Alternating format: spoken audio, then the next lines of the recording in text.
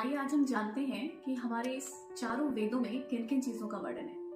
हमारा सबसे प्राचीन वेद है ऋग्वेद, जिसमें सृष्टि के पदार्थों का वर्णन है।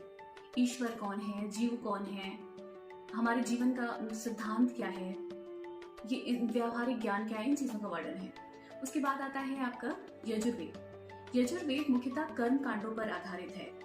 यदि मनुष्य को किसी प्रकार का ज्ञान प्राप्त है तो अपने ज्ञान को, अपने मनोवांछित फल को पाने में कैसे उपयोग करे, कैसे उसका प्रयोग करे, या मोक्ष की प्राप्ति में उस ज्ञान का कैसे प्रयोग करे, इन चीजों का वर्णन है। उसके बाद आता है सामवेद। सामवेद मुख्यतः संगीत पर आधारित है कि यदि हमें ईश्वर की उपासना, आराधना, स्तुति करनी हो, कौन से मंत्रों का उच्चारण करें, किन मंत्रों का प्रयोग करें, इन सारी चीजों का वर्णन सामवेद में है।